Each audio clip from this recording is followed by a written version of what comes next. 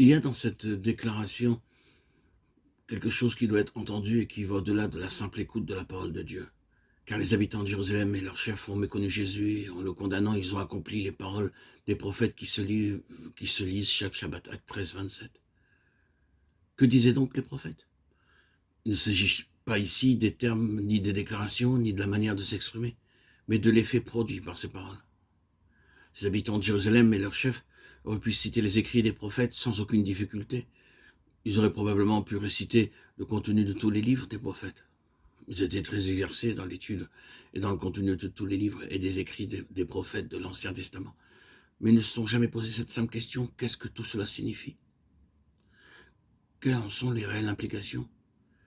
Que recherchaient donc ces gens-là? Comme ils n'ont pas agi de cette manière, ils ne sont jamais allés plus loin que la lettre. Posons-nous cette question: qu'est-ce qui est plus profond, qui va au-delà des écrits et des déclarations des prophètes?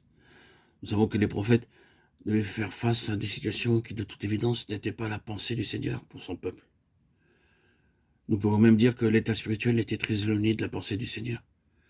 Mais en disant cela, j'ai en pensée l'état actuel des choses. La situation d'alors, pas plus que celle d'aujourd'hui, ne correspond pas à la pensée, à l'intention du Seigneur pour son peuple. Les prophètes étaient confrontés à tout cela.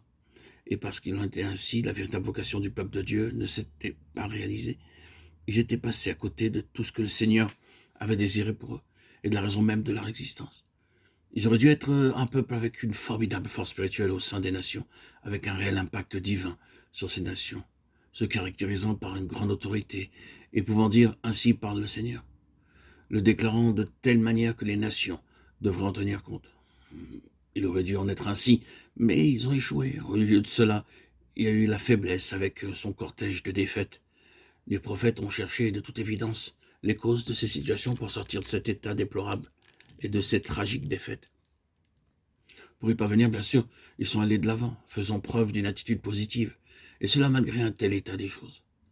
Ils rappelaient les péchés du peuple, mais les prophètes, de manière unanime, déclaraient que la principale cause de la faillite, c'était la perte de la vision. Le peuple avait perdu la vision originelle, la vision qui leur avait été autrefois clairement donnée. Quand Dieu étendit sa main sur eux et les fit sortir de l'Égypte, ils ont vu, ils ont saisi le dessein et l'intention de Dieu. C'était la note dominante et joyeuse manifestée par leur cantique sur l'autre rive de la mer Rouge. Je ne veux pas aborder pour le moment ce qu'était ce dessein, mais c'était un peuple à qui Dieu pouvait donner la vision de son dessein, à la fois pour eux-mêmes et concernant leur vocation. Ils l'avaient perdu désormais et c'était là le triste résultat. Les prophètes, en agissant malgré cet état spirituel, demeuraient attachés à cette seule chose. Votre vocation dans la plénitude de sa réalisation et de son accomplissement dépend de votre vision. Et la plénitude de la vocation nécessite la plénitude de la vision. Cela signifie que si votre vision est moindre que la plénitude de la vision de Dieu, vous pourrez avoir le désir d'aller de l'avant, mais vous vous arrêterez. Si vous voulez progresser en acceptant les voies de Dieu pour qu'il fasse de vous son vase, vous aurez besoin de la plénitude de sa vision. Dieu n'est satisfait que par la plénitude de la vision. C'est un fait. Nous ne pourrons aller plus loin que ne le permettra la mesure de la vision reçue, car Dieu nous dit, vous devez avoir la plénitude de la vision et vous désirez parvenir à la plénitude de la vision, de la réalisation de mon dessein. C'est cela la chose qui nous préoccupe. Les prophètes parlaient toujours de cette question. Nous avons précédemment cité Osée 4.6, mon peuple est détruit parce qu'il lui manque la connaissance. Nous pouvons le dire en d'autres termes, mon peuple est dispersé par manque de vision. Vous avez fermé vos yeux à l'égard de mon dessein que je vous ai présenté. Je ne peux plus vous utiliser. C'est une terrible déclaration. Elle est suivie de cet autre passage. Israël est englouti. Ils sont maintenant comme un vase auquel on ne donne pas de valeur. Osée 8.8. Si vous considérez l'importance de cette déclaration, regardons la parole de la prophétie de Jérémie.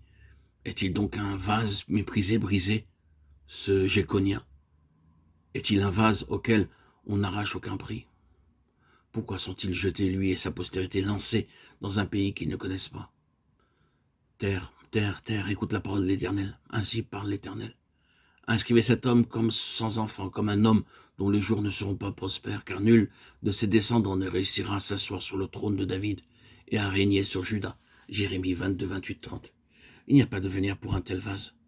Nous pouvons aussi le dire à l'égard d'Israël. Israël, parmi les nations, comme un vase auquel on ne donne pas de valeur. J'ai connu un vase auquel on n'attache aucun prix. Inscrivez cet homme comme sans enfant. C'est une fin.